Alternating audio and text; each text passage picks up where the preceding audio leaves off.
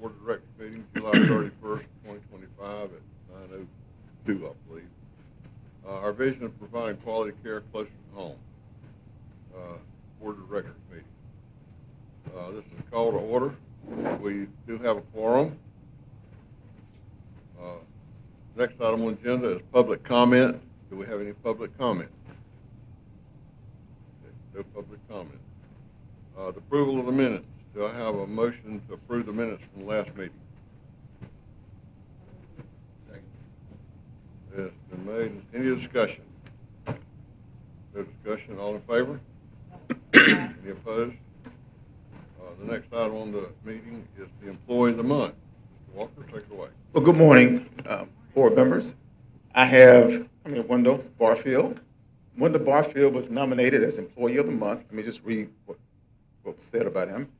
Wendell has been with the Weems organization for many years. He has worked in both the hospital and the clinic settings. Wendell exemplifies putting a home-time feel in our community with the many patients that know him or some way are related to him. He takes pride in his nursing capabilities and enjoys making a difference in patient care. Wendell's care and humor help our patients navigate through the healthcare system and advocate for themselves. He's a wonderful asset to our clinics, and we look forward to years to come. Employee of the Month, Wendell Barfield. He works in our clinic. He's a nurse over there. And Wendell came back to work with us, but one thing about Wendell, even when I have my follow-up appointments and I don't do what I need to do, he'll knock on my door. Did you check? Did you do this? Did you do that? So he keeps me on my toes, but he's really a great joy to work with. We greatly appreciate all that. Thank you so much. And your patients love you. Thank you. I hear all kind of stuff in the community. Absolutely. I'd like to add something. Wendell's the only person that can draw blood for my wife. If Wendell's not there, she don't want to go. Wendell's wonderful. Thank you, guys. Yeah, well, he is Wendell's great. Yeah, he is a good stick because he takes me too as well. But really, he's just enjoying the clinic and he keeps things rolling, and we greatly appreciate him. I enjoy being here. And he enjoyed working with us. You want to say anything, Wendell? I just want to say I've been with Weems now 11 years, I think it is total, and I really enjoy being here. I enjoy helping our community and helping our clinics be the best they can be, in my eyes. Yeah, thank you. But thank you, Wendell. Thank you. Wendell. I guess you got some patience to I take got care some of. patience to take care of. Thank you, guys. We love Thank you, Wendell. Love you guys too. Thank you. Just to look at the agenda, David Bowling and Michael Kozar, they're at Calhoun Liberty. Calhoun Liberty is having their grand opening for their new $50 million hospital over there. So David Bowling will probably jump on and try to do his report remotely or virtually. But we'll go through the agenda. Dr. Conrad, he may join here, Courtney. If not, he has some action items that we need to approve for Dr. Conrad as well. So just to let you know in advance. Yeah, when Mr. Bowling, David gets available, he's at Bluntstown now for their grand opening there. Yeah. And he'll jump in, then we'll get him right on. Yeah, and then the other agenda items, we have Craig Gibson. He's doing laundry. He's short-staffed, so he's in the laundry room. But if he's available, he may pop in. And Susie Busker has a family emergency for the clinic, so we may go through them. Just let the board know. Okay, next item on the agenda is, and I think we're going to talk with the new service line when David gets on. Yeah. Okay. Let's see. Has anybody done anything a little extra with customer care? Any of them? Anybody? Customer care, have you? Customer service.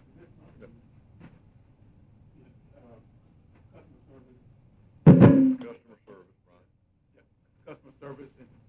And at the hospital, we all want to make sure that we continue to provide customer service for all of our patients, throughout all our different service lines.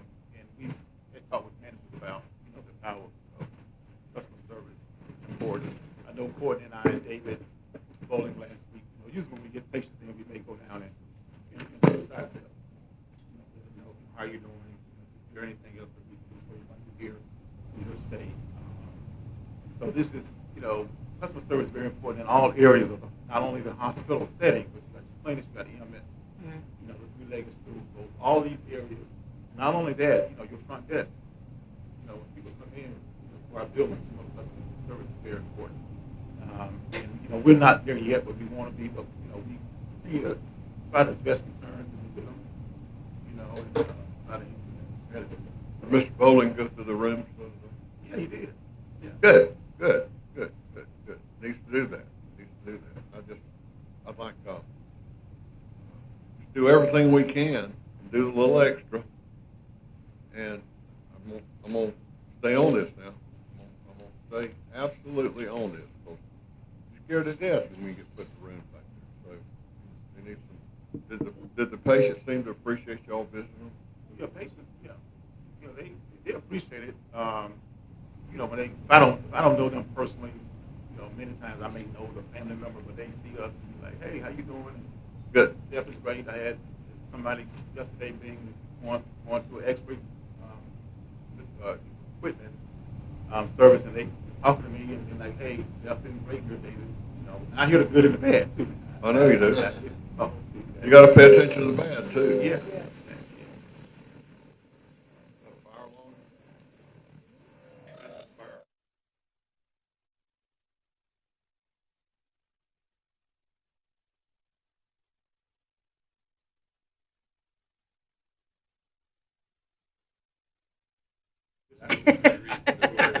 But anyway, we want to address all concerns. We try to address concerns quickly. So we got, like I said, I get calls, from either EMS, clinics, front desk, hospital, ER, important to get them as well. So we try to address those things as quick as possible. Okay. All right. I have a quick question.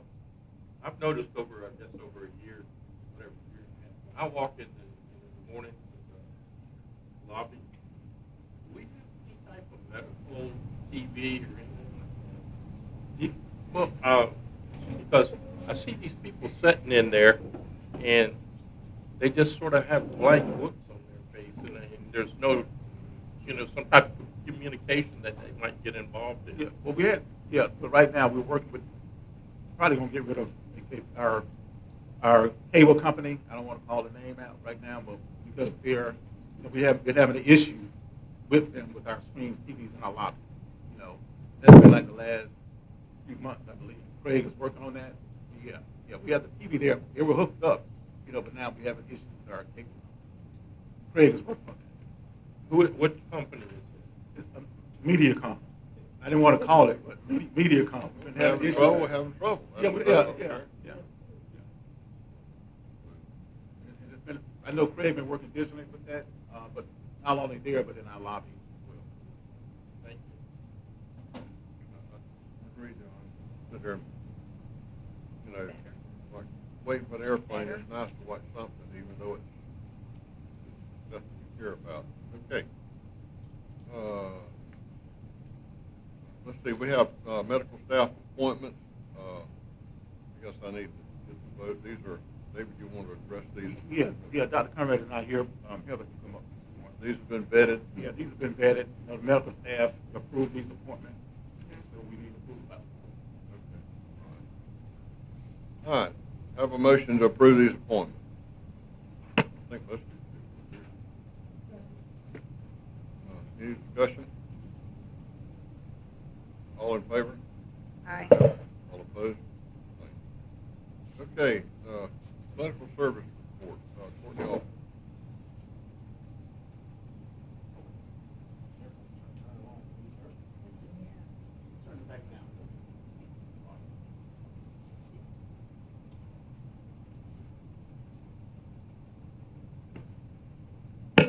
Okay.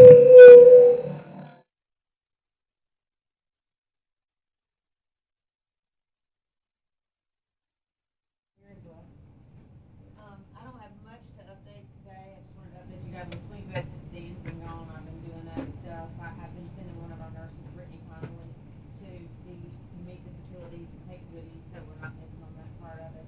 She also typed up a letter and sent it to DOC and all the facilities telling the insurance we take. We're sending that with goodies, so we're just trying to make sure we stay in touch with everybody.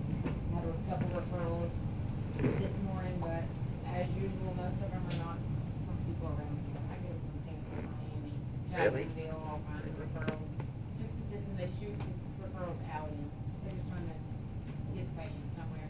So, rarely see, Franklin County residents, but when we do, we generally always take them as long as we can meet the care needs. So I didn't want you to think that we weren't, since That's Dan was better. gone, that was, any changes have been made. So I've just taken over that part. I am gonna hire somebody to continue that job. I'm just trying to find the right person. And I'm gonna put in a few more duties with that new position as well, as I believe the job gives time for that. So, other than that, staffing schedule looks pretty good for nursing this month. Everything's going good. We saw, I think, one case of Vibrio a couple weeks ago in the ED, shipped them to Gulf Coast, I believe. No other concerns. Are the swing beds up a little bit from last month? Well, I don't know if they're up. Inpatient revenues were increased last month, so. A few months ago, I don't know, a few months ago, we had a few patients at one time. And then we just discharged one swing yesterday, so we don't currently have any swings today, but we had one yesterday that was here for almost 2 weeks, local resident. So we just keep working on those. I've got a referral for one Franklin County resident that I was reviewing this morning before the meeting. So we'll see if she meets criteria.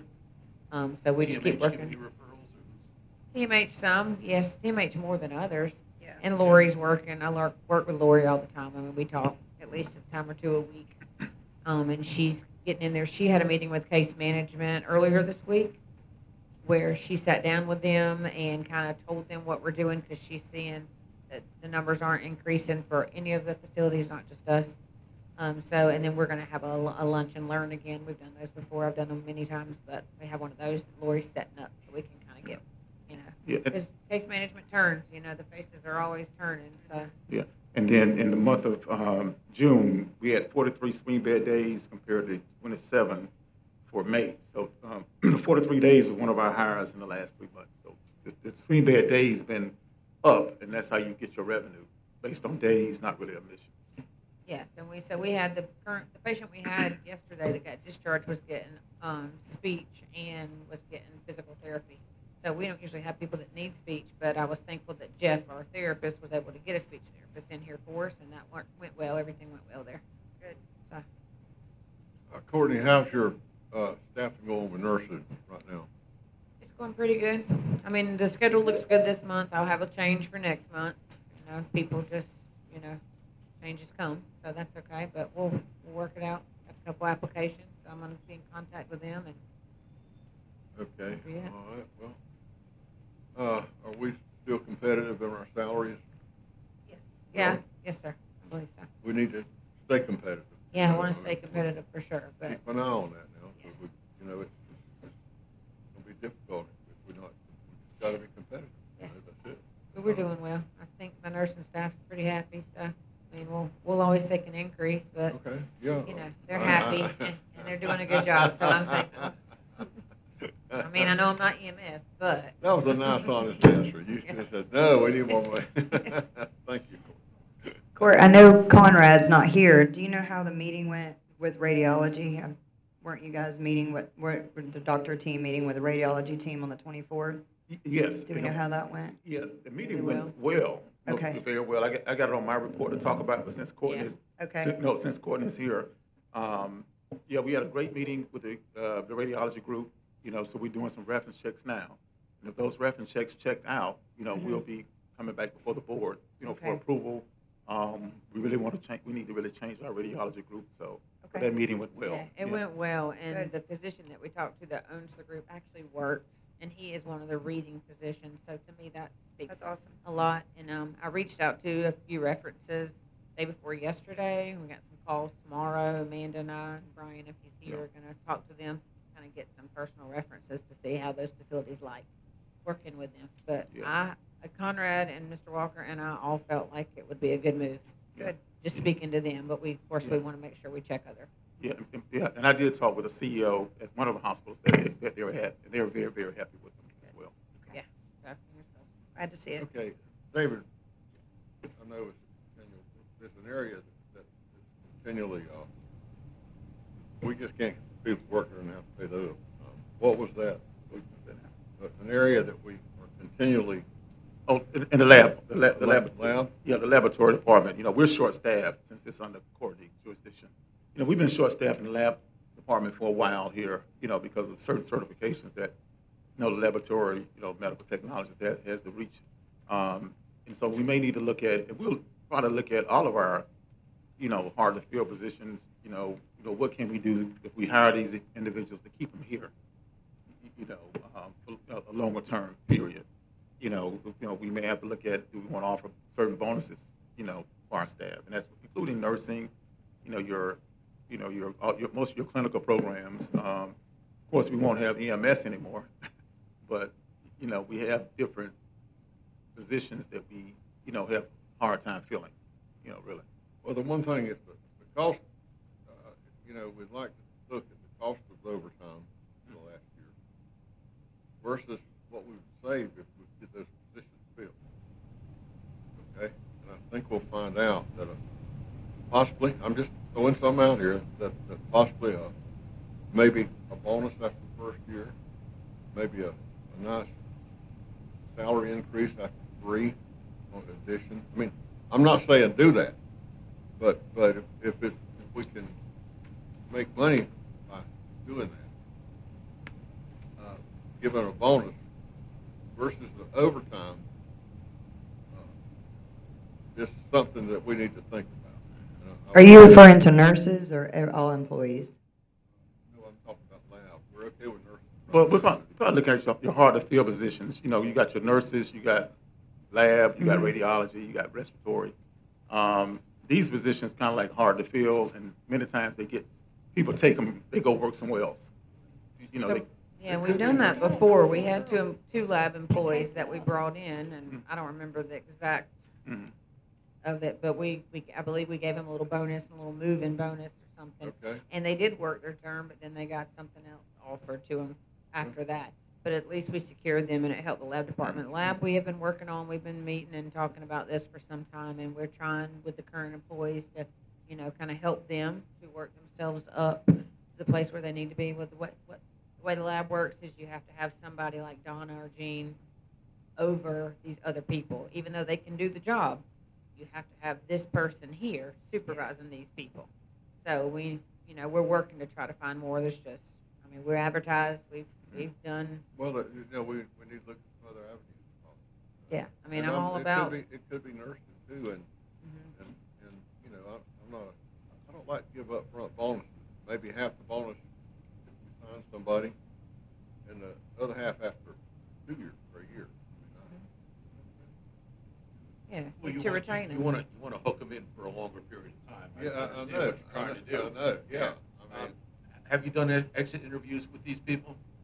Yes, What are you hearing? Is it they're leaving because they're not happy with what's happening here, or their housing, or what's their so the two that we brought in before, one of them's actually a friend of mine, and so it was her and her husband, and they just got a job that was closer. They lived in Panama City, got a job that was closer to them, and it helped them. But no, but she has expressed interest in coming back. She would like to be here when that agreement she made with that facility is gone. So I'd love to be able to offer a little bit extra to come back here whenever. I think we need to keep in mind it's not cheap to live here.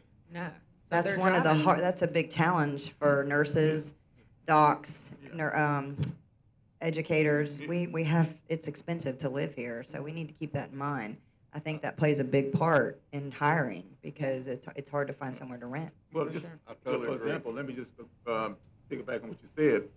The lab had hired a person that was coming here to move from Georgia, South Georgia, came here, took the position, couldn't find a place to stay that would meet her salary or her rent, and declined the job offer.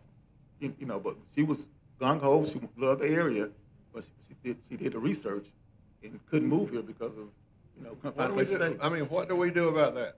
Well, You're in a tough spot. Well, we are in a tough spot, but I've spoke with the owner of the Gibson and Cutler as well.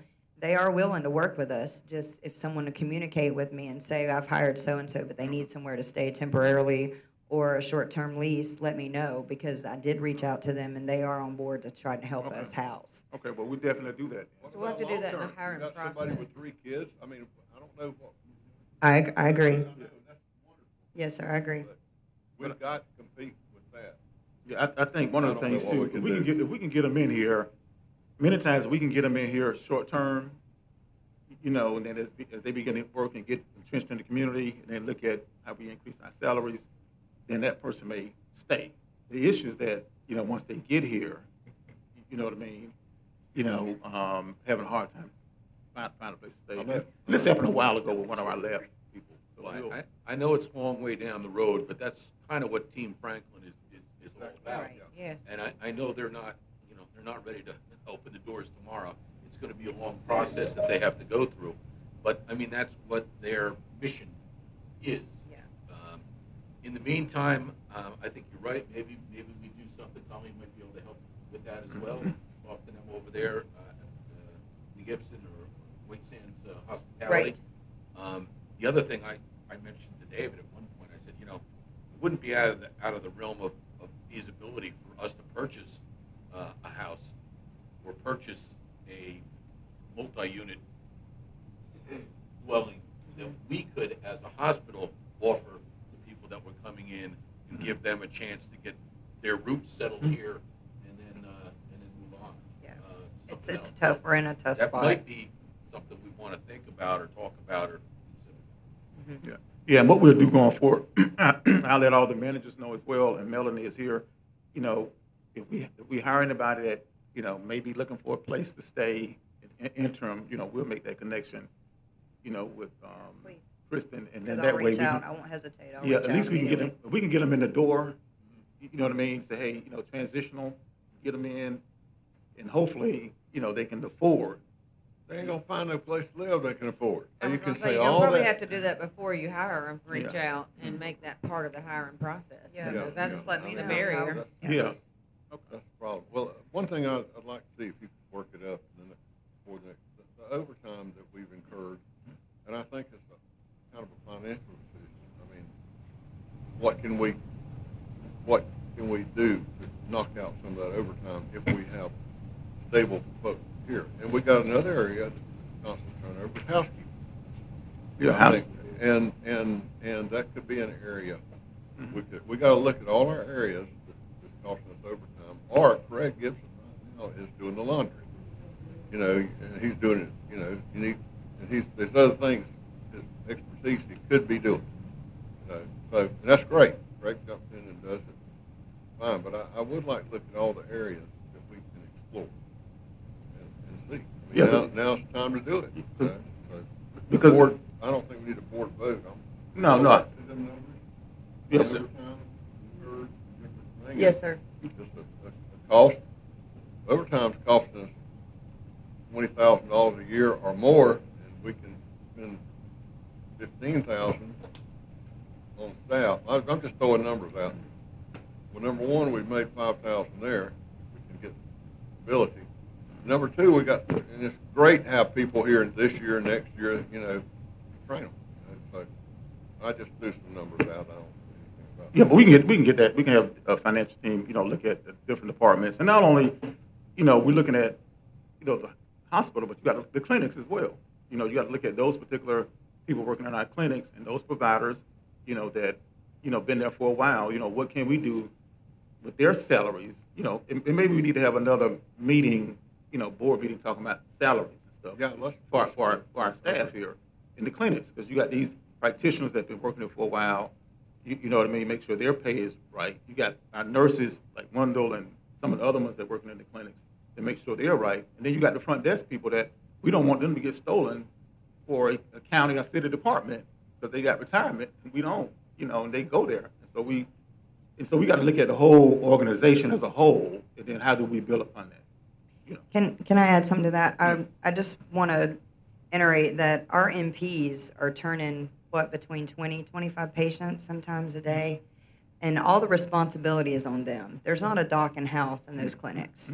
So in my opinion, I'm in nurse practitioner school, I just think that we should offer some kind of performance-based bonus incentives for those NPs that are turning all this patients, because without them, our clinics would fail. You don't have a provider in these clinics. So I don't understand why we can't get on board to offer those NPs. Carabelle, Dana's over there all by herself, and she's turning a lot of patients. And I just feel like we should talk about maybe, you know, supplementing an incentive bonus for performance for them, for so many patients that they turn. Yeah, and I know David is on the phone. I know they're doing the, I think they're looking at yeah, that. yeah, with the clinic, They're they're looking at that as well. Okay, good. That's Yeah. awesome. Yeah. That's being looked at. I agree with you. You know, I mean, Yes, sir. So, let's face it, the more patients that we see, the more money we make. That's right. Yeah. I mean, it's the thing, in our, both of our ARMPs are very, very valuable to us. Yes, I agree. Yeah, yeah. I mean, they are very, very, and they've been here a long time. We don't want to lose them. But it's a lifeline, No. you know. They've been here a long time. They are a lifeline. They've been here a long time, and people trust them. Yes, sir, they do, That's especially, what I we mean, need. Susan, both of them, and Carabelle and over here. And like I said, all the responsibilities on their head, so. Well, let's have some numbers and look at that, Yeah. okay? And so, I think think, Mr. I think Bowler- part of that, I think what we need to do, at least David Bowler and his group might be able to do for us, is benchmark that for us. Like, what are other Yeah, clinics they have. Doing. running? What's the turnover Right. that they've done? Are they doing 25? Are they doing 35? And is the You know, 10K where are we? subsidy, is that earmarked for something? Didn't we get a 10K increase subsidy? that's Is the- that earmarked, can that be applied for bonuses, or is that earmarked for something Well, specifically? it's earmarked to go to the clinic, for the clinic. Okay. More than likely, the salaries, you know, that clinic salary is way over that. Yes, sir. $10,000 per month. Okay, Now, we're going, what all we're talking about, we'll put this on the agenda, and maybe you can have some numbers. for Yeah, next now week. David, now, I know. Mr. Bowling's right there. Yeah, I know they're doing the RHC opportunities dashboard, KPIs, management structure. They're doing an assessment on that. I don't know if they're not finished yet, but, David, I don't know if you got any information on that. No, David, yeah, and hopefully you can hear me okay. Yeah. We got you. Yeah, hopefully this service should hold up well now. Yeah, as far as, and I can, it was choppy on me, but I could hear the conversation around the ARNPs and establishing, you know, a base comp plus what's commonly referred to as a work RVU bonus contingent. And that certainly be reviewed and renewed with the ARNPs to establish that process. I mean, and what we would do the way we got three different. Back up for a minute. We got three different national data sets that identify, you know, what ARNP and provider comp should be, you know, based on percentiles and so forth. And then we can benchmark it against that and set a threshold for a work RVU outcomes production. Obviously, the tech. But to your other comment there about establishing KPIs and dashboards and so forth, yeah, that process and work is underway, and that's something we want to bring forward to the board and to the county to show the progress that the clinics have made. I mean, you look at the clinic activity from a year-to-date perspective, They're doing phenomenal. year over year. I mean, the volumes are up, you know, and it's steady throughout the year, but it's up versus prior years. So Yeah.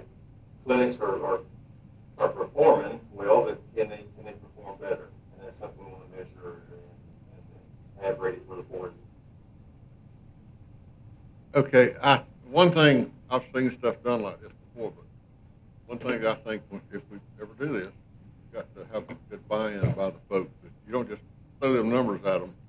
You sit down with them, and you need to make sure it's relatively fair. Of course, it needs to be fair to us, too. We're paid.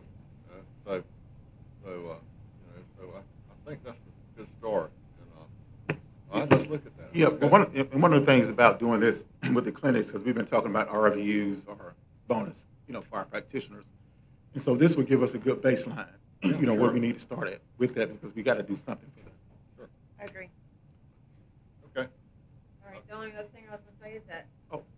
painting there, one of our nurses, Jennifer Tompkins, painted, one of our night shift nurses, and she gave Really? the hospital, Dr. Conrad, had it framed, so we're gonna put it up in the lobby, bring a little color in there, but we just wanted to Who recognize painted her it? for Who that. painted it? That's good. Jennifer Back? Tompkins, she's a That's night good. shift I nurse, remember her. and That's she good. painted that, and she wrote a little,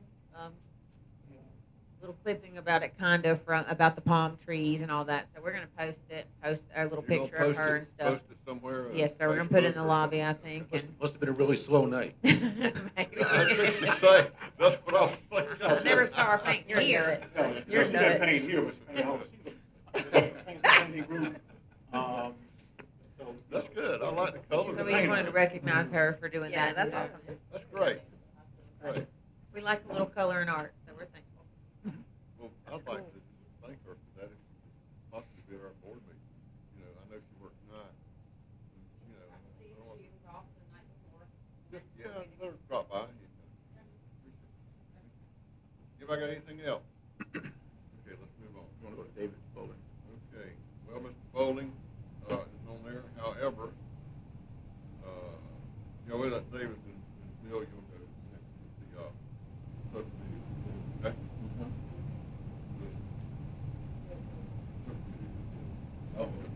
Okay, Mr. Bowling, you're chopping up, but we'll try to Can't hear. listen to you. Duffy.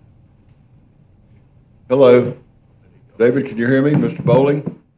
All right. I can hear you now. Okay, good. You're chopping a little bit, but maybe we can get with you there. Let's we need a quick financial report here. Come on.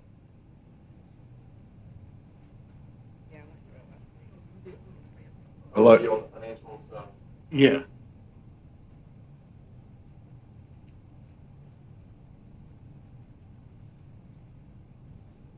Hello, can you hear me, David?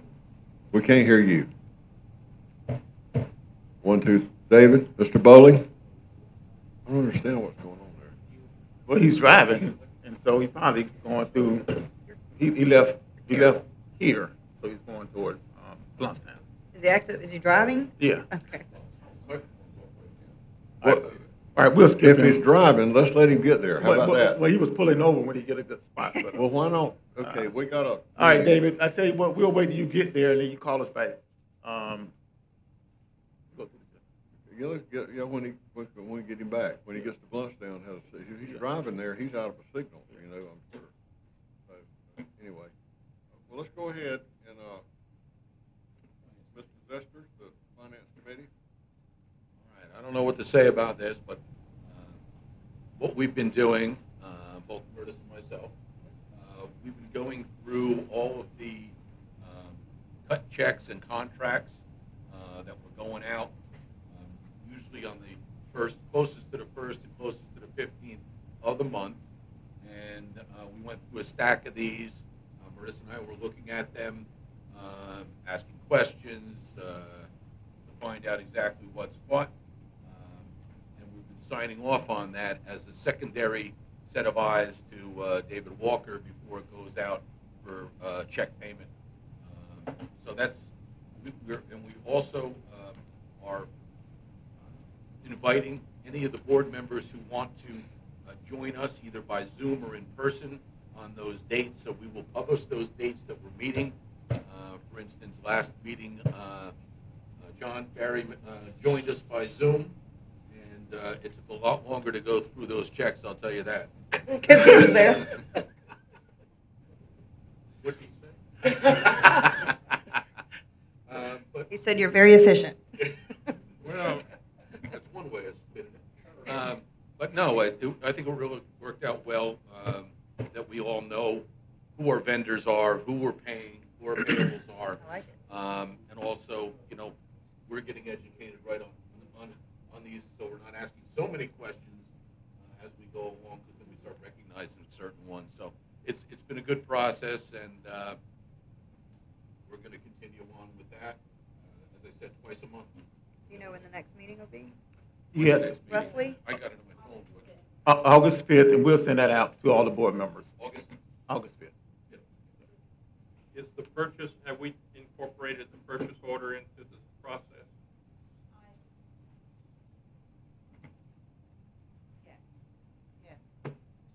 Oh, it was on. And I heard.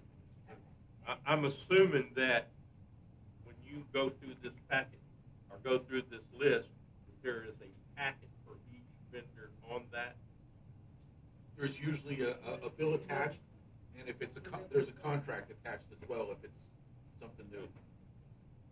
then, is there a frequency as far as, do we pay some people or some companies twice a month?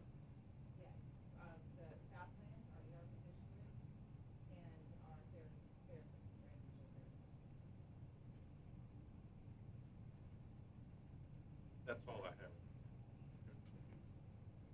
Billy, can That's you, all I have. you have any concerns or anything? Learn a lot. I'm sorry, I can't hear you. I guess they've already been discussed. If there was, hello. I guess they've already been discussed. If you know. Well, the checks have to go out, so we're kind of approving them on the spot. Right, I understand Basically. that. I understand that. Okay. All right. In that process, when you see someone that is associated with the Weems Hospital itself, are you questioning those, or just to find out, or is there an invoice there, or Yeah. how's that come about? Because I've went through some of the names and listings. Yeah, I mean, there's usually some kind of a invoice or bill attached, and sometimes there's contracts attached. So we can look back and see who they are, whether, and there are certain ones, obviously, that repeat every month. Right. You know, and some that may be just a one-off or the start of a new contract that we hadn't seen before. So we are questioning that, and contracts are attached to it. Yeah, I think one of the things he's trying to say, if we see like an employee that maybe pay for a plane ticket, going to a training, Oh, you're talking And- about like expense expense, reports from employees? reimbursement. Expense reports and things like that. Yes. Right. I mean, I'm not really worried about the $100 No. bill. I'm more concerned about the $16,000 bill. Who's that from, and why are we paying that? How often are we paying that? Absolutely. I mean, I would think I'd want to focus on the larger accounts and larger numbers than something that's a small account. One other question, Heather. Do you have a ledger card or some type of printed document that shows the frequency of payments to a certain corporation? No. So if we're sitting here analyzing it, looking at it, and we want to know, well, what's this about? Give us an explanation. Well, let's see the frequency of it. What would you have to do in that situation? I actually have an Excel spreadsheet. I have an Excel spreadsheet, and I could easily, sort it and show you. That might be something y'all want to incorporate in your review process. I know it would probably help me to look and see, okay, we paying this person how, or this company how often? That's a, thank you. No, I think you're right. That would be helpful, especially if you had it spread over months. In January, February, March, April, we can see that, the same payments being paid to this company every month. That's, it's Recurring. recurring expense, et cetera. Yeah. Heather, you're available during the meeting if the committee needs any more. She's there every time. She's there every time. Okay, well, Yeah. she can find anything Because, you want. yeah, David is there, and so is Heather. So Okay. those are, when we pose the question on what's this bill, we've got They got the that. insight from Okay. them. And also, we had Jason Bonner there as well. This committee is a CFO-driven committee, really, CFO. So either David Bowling or David Bonner will be at those particular meetings as well. She'll be at those meetings because it's a CFO-driven meeting. Now, this multi-view platform, we won't go there. If we ever get to that platform, that financial operation platform, it will have a lot of these systems built in for us already, but we're not there yet. But Heather's there, I'm there, somebody from Alliant, because they're our interim CFO, should be there. If we had a CFO on site here, the CFO will be doing all the other stuff what Heather's doing, really, for this particular committee. Okay. Just to give you some context around it. All right. Okay. Any other questions? Okay, Mr. Walker. Yeah, we have, Yeah. let's go back up. We got James Osteen. Oh, Mr. Osteen, I'm sorry. Good morning. Good morning. Good morning. I know y'all will love to see me up here. See Mr. Perry up here just shaking his head just a minute ago.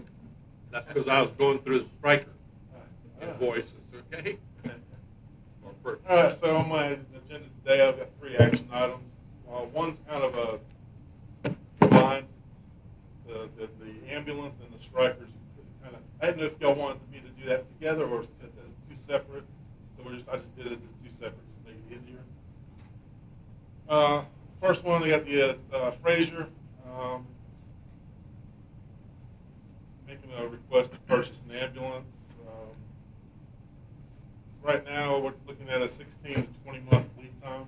So if that stays true, we won't see that ambulance until January, February of 2027. However, they do have a new factory, or Frazier has a new factory that they are almost completed. They anticipate opening that factory in the first quarter of 2026.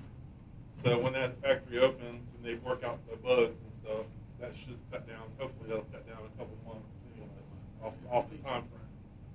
What I'm proposing today is the purchase of a 2020. It'll be a 2026 chassis ambulance. Total price we're looking at $328,990. That is an increase from the last ambulance we purchased of $54,565. So they just went up $50,000. Well, I'm sure it's inflation. I'm sure it's got something to do with tariffs too. Jesus Christ. Okay. All right. The most significant was the chassis itself. Went from $61,750 to $79,000. And what's the make on the chassis? It's a Ford Ford. F-350. I think it's gonna help when they do the paving out there. It'll help. We should get, I'd say 20% more longevity on ambulances. It's longevity, but it's also our distance. I know, I Exactly. understand that part too. I understand that. But yeah, the roads are tearing us. But these roads out here just Yeah. tear them. They do. The ambulance is so heavy, it won't take so much. I believe that's gonna help a lot. I really do. So that is my first. This may be a dumb question. Are we sales tax exempt for an ambulance? Okay. Are we what? I didn't hear that. Sales tax exempt for an ambulance, because I didn't see it on here. Yeah, there's no sense. That'd be a hump, wouldn't it? Yes, sir. That's why I'm like, are we missing something? 7% on top. Yeah. I Woo, hate it's the little bringing- things. I hate to bring this up again, but going through Frazier, all their terms and conditions, I do not see anything in here about favored nation prices. So I want to ask again, are we imposing that Florida statute on our vendors? Yeah, and I believe David Boland spoke to that earlier, about that. And we need to look at that statute again to see if that really favored nation pricing, applies to the hospital. We need to get some legal interpretation of that. Let's talk to David when he gets home Yeah. about it. Just see if that applies to the hospital No, purchase, not good. only the county purchases, What you think? It should apply to all products. All, okay. For nonprofit or hospital?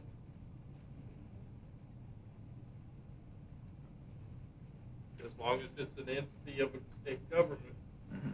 or a government itself. Government itself. How much, okay, what would a favored nation, just on ambulance, $350,000, how much money would that save? We don't know what the base cost of that ambulance is as far as, they're selling it, what we would look at or look for is what are they selling it to other states for? Is there anybody in the United States getting it for a lesser price Is that the than way we are? favored nation works? Yeah, that's how it I didn't works. know that. Mhm. Well, there's a lot, excuse me, but there's a number of people that don't quite understand it either, Well, I'm on that. all around. I'm on that number right there, so, didn't know. Okay, well, It's just a means of saving money. Sure. I like it. We'll ask Mr. I Foley. hadn't asked these questions before, but, James, how much do we have to put out up front for the order? Nothing per se up front, Right. but when the chassis arrives, they'll have to do a chassis hold, so they have to pay for the chassis. So you pay for the chassis at Right. that time? And then the whenever that- remainder of of it. is due at the time of pickup. At the time of pickup, okay. Which I'll have to, me or whoever, have to fly out to Houston and do all the final inspections and this and that, and then They pay for that. Well, that's part of, That's part part, of we pay this. for it indirectly. yeah. Right, That's what- $3,000. That's what that $3,000 is. Yeah, sure. That's for two people who fly out. Hmm. 2 nights, 2 days and 1 night. And it's Local every- transportation. Right, local transportation, everything, and food and everything is included in that also. You wouldn't need to claim for them when you went out there. Would you'd claim they would pay it? It's part of the Okay. the overall cost. Okay. Yeah, but that's our cost though, really. Yeah, I Yeah. mean, essentially it's our cost. So by this time, the balance would be on BOCC, not us. Yeah. You wouldn't need, Hold off a little bit until they. Just take a, over. just a hair. so you need board approval for this ambulance. I do Go to need the board- county. Well, it has to go to the county. I'll need your approval, and then I'll take it to the county. Okay, I have a motion. Motion. Have a second. Second. Any more discussion on this? Okay. All in favor? Aye. All opposed? Now, the second part of that is the striker. This is the power load and stretcher setup that goes in them. Automated loading, correct? It's automatic, it's auto loader. It's the Backsaver 3000, as I like to call it. Yeah, that's a good term for it. The purchase price on that and from Stryker is $68,193.06. This, they will delay this Stryker. They will delay the shipment. Well, we'll pay for it, but they will delay shipment until the ambulance is almost ready, and then they'll ship it over to Houston, to Frazier, so they can install it. Oh, they'll install it in there. Now, they'll send the power load and stuff over there, they'll send the stretcher and stuff here to us, we can house it for the, until, That's standard procedure, right? Right. So the question I have on that is, we have originally purchased 4 of these units, probably, I'm assuming, these power loads, backbreakers, or whatever you want to call them. Are they not interchangeable from one vehicle we're retiring to bring it forward, hook to another, a new one? They would have to be refurbished if they did. I don't have a clear answer on that for you. They get wore out just as well as like everything else. They wear out with the use, and they only have a certain lifespan. But they're, just like the heart monitors that we just got through purchasing a few months ago. So everything wears out. Matter of fact, we're having problems with one of our power loaders now. And it's one of the older ones that's in the 2015 truck. Just Out of warranty, too. probably. But I wouldn't want to put a refurbish, something like that. I don't know who'd even refurbish it. Yeah, You know, I mean, who's gonna do it? You I know, don't even know if they can refurbish. I don't think can they be can. I refurbished. would doubt it. You got a lot of gaskets and seals and. Electric and wires and Electronics, batteries. You mean there's no little striker clinic we can send them to be repaired? Repaired, they can repair them, now refurbish them. I Refurbish don't them. know. All right, do I have a motion to purchase this tractor to go on the new ambulance? Do I have a Second. second? Second. All in favor? All opposed? Next item. All right, next thing on the agenda is the purchase of some video laryngoscopes for our ambulances. Some what? Some what? Some video laryngoscopes. It's for when we You intubate got to, people. you got to tell me in layman's terms. It's what we use when we intubate people. Okay. We actually go in and we can actually see the vocal cords so we can put the breathing tube down. Oh, I got you. Okay, good. Thank you. I needed to know that. I got 3 quotes. 2 of them are on the Alliant contract. One of them is not, and actually the one that's not is the least expensive. Okay. That's the one I was Imagine that. neck and neck with the one from Mercury Medical and the Glide Scope from Verathon. They're close to each other. I mean, as far as what I like, pros and the cons. The Glide Scope was just barely above the overall, just because of the size of the screen makes it easier to see. However, the price of the blades, and they're all disposable blades, so it's a fully disposable thing, are quite a significantly higher than the other ones. On the ones from SourceMart, the ClearViz, these are not even fully disposable. I'd worry about a lot of potential contamination, being left behind. Yeah, So I don't- throw that one out. Yeah, I don't even really like that. Both of these are fully disposable except for the screen, which is the main part of it. Lightscope came in at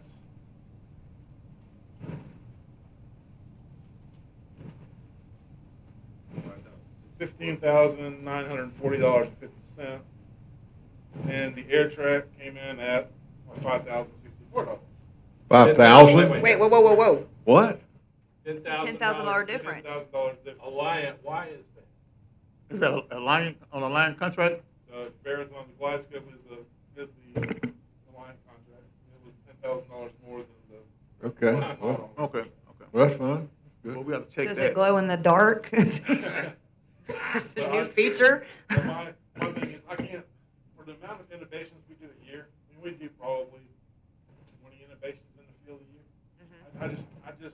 I like both of them, but I just don't see spending the next $10,000 for something we use 20 times a year. And we can't predict what you're gonna innovate anyway, so. Exactly. So with the Mercury Medical, with the air track system, the $5,064, I think will be sufficient, very sufficient for what we need here. Are that company been around a while? or- They have, and I know Walton County uses them. I was just gonna ask who else uses. And from what I've heard, somebody that worked there before that we have, that used to work there, Mhm. said she liked it. She Okay, really did all like right. it.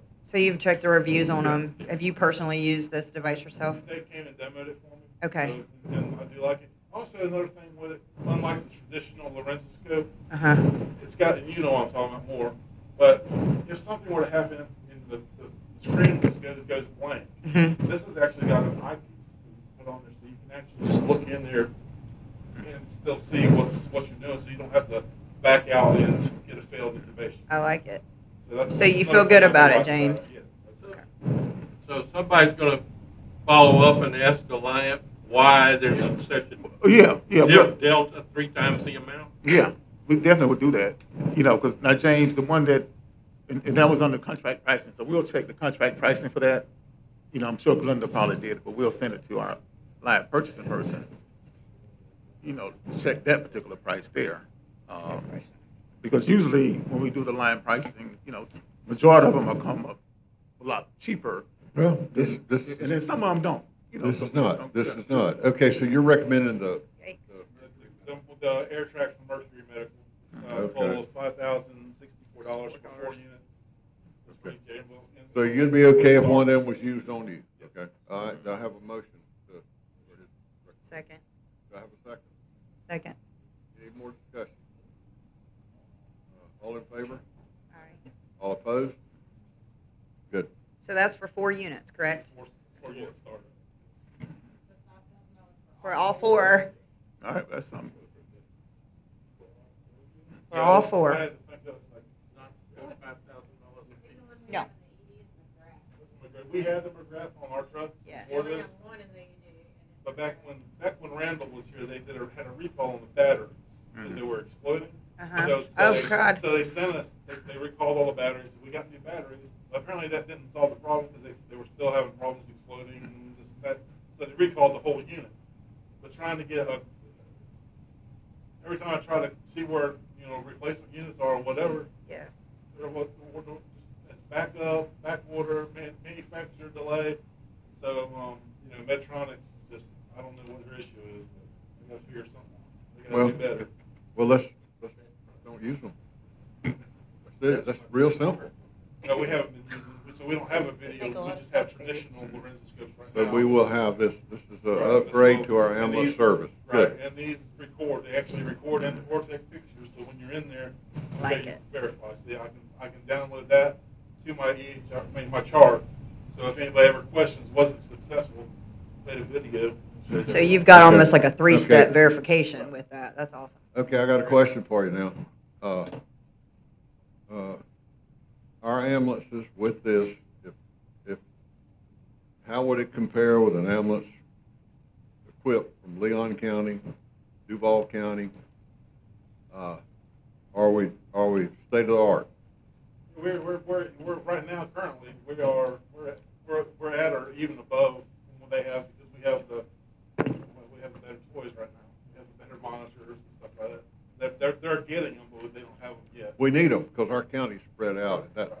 That's a long trip to make, and we need them, you know. And so, okay, I'm gonna ask that question, because I think we owe it to the folks that live here to be.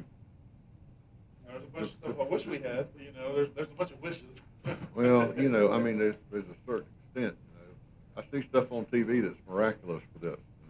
Oh, wow. All right, so our staffing, currently our staffing, we are not bad. We need 3 employees. Need 2 medics, and I'm gonna need 1 EMT soon, because one of my EMTs is graduating paramedic school next week, so he'll be jumping up into the paramedic class.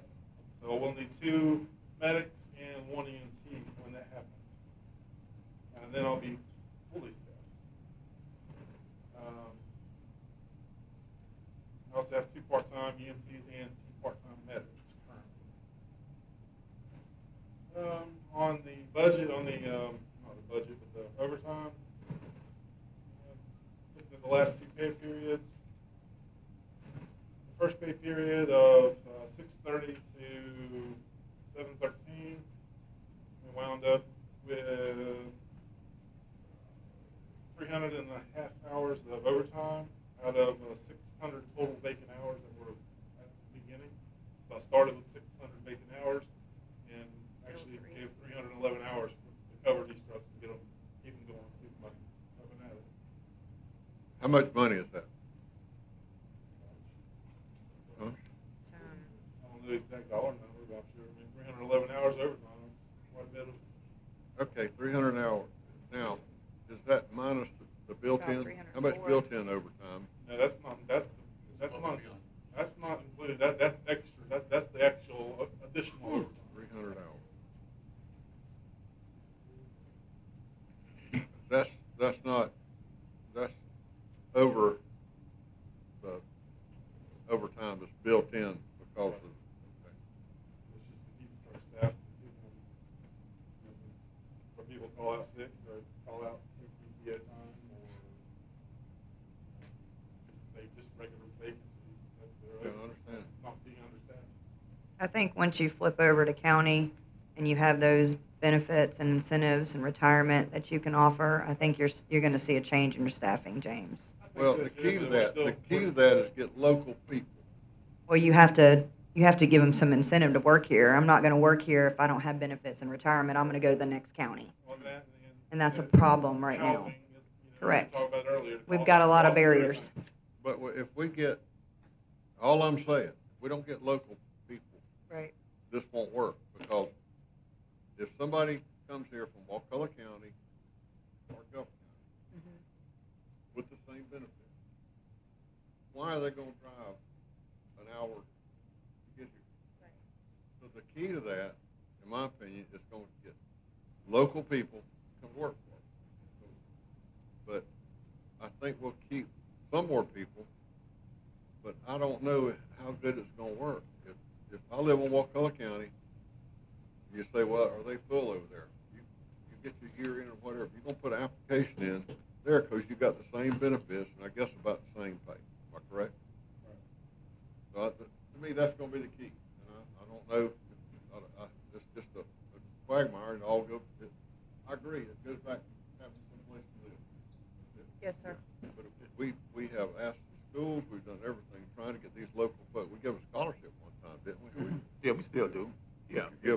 we have somebody, we have even our EMTs, if they want to go and be paramedic school, we pay for that. But if we have a high school student want to work here and then want to go to school, for EMT, we have sponsorships for that. We got, it'd be nice to get somebody that already lives here. Don't want to go anywhere. Okay. But David asked me to bring this up from one of the last commission meetings we had, was how many times we had the 3 trucks and the QRV minus, or vice versa. So this last pay period, I should done pay period by pay period. last pay period, we had 4 fully staffed, so 3 ALS ambulance and QRV on 4 times out of 14 days. Now we had 3 ALS, no QRV for 5 days, 2 ALS, 1 BLS, and no QRV for 2 days, and then that would be your 14 days. So we still had 3 ambulances on. We had 3, right? Okay. We had 3 most of the time, right? Some of those times we didn't have the captain on. Which Okay, that's just an addition to me. Okay, 3. And then on the next pay period, or our last pay period, just go real quick on that. The total started with 254 hours of vacant overtime. That's with vacancies from understaffed and with people taking sick time. I staffed 95 hours of overtime. Still left 159 remaining open, but gotta do what we have to do to minimize what I can, you know.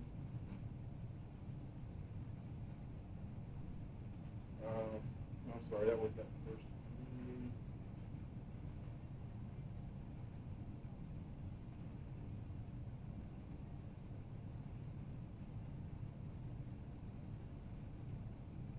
And the reason why I wanted James to bring that up is so we can have more clarity on how many times we have the 3 ambulances on duty instead of 2.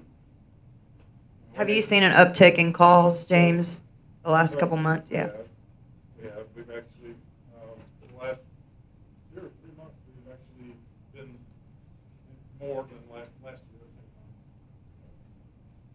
the same time. Actually, I lied to you on those numbers. The total numbers for the last paycheck started with 614 hours of open hours or vacant hours, issued 247 hours of total overtime, which left us with 367 hours of open hours.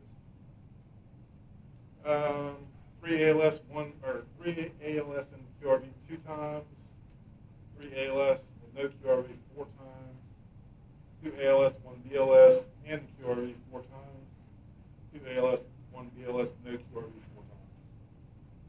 So we still have 3 ambulances on the road. 3 ambulances, good.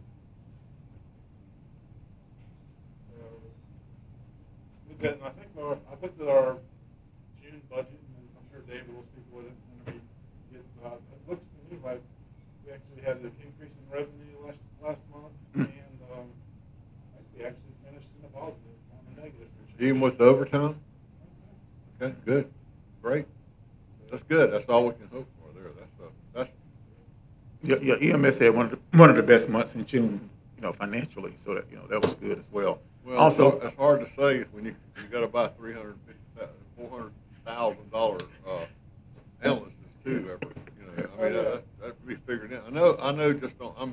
That's good. That's real good. Something else I talked to David about. He asked me to ask the board on the video laryngoscopes, the 5,000, whatever it was. Are we going to take that out of the healthcare trust fund at the hospital, or is that something you want me to take to the county to get capital outlay? I don't understand. Well, Who's paying for it? Yeah, I think the hospital for 5,000 Yeah. probably pay for it without going to BOCC, right? Yeah, we can do it. Yeah. That would be my recommendation. Pay for that. For us to pay for it. I think so. Let's pay for that out of operation. I don't want to go to the county for $5,000. I think that's being trivial right there. If we're going to pay for the. You made money laryngoscope too, so before you get to buy it. the hospital or Take that out of profit. outlay. Take it out of profit. Yeah. Is it the board okay with the profit coming out of the hospital? Yeah. Okay. All right, no problem. James, the only other thing I'd say, James, is I know it's you got the hours here, but if you could put that into numbers for us next time, that might be more helpful, that we know how much money is coming in. Dollars. Dollars, yeah. Dollars. Dollars. Dollar numbers. Okay. Well, I appreciate you, James. Thank you for your hard work. You have my number if you need something. Don't go anywhere yet. I just would like to get an update on, have we interfaced with the helicopter company over there in Marcella? If so, is there an update? Air methods. Yeah, what kind of update is that? Want to know, are they going to service us? Absolutely. What's the cost going to be to the consumer or to the patient? Yeah, they're servicing us now. They're in business over there currently that we've actually been using the heck out of.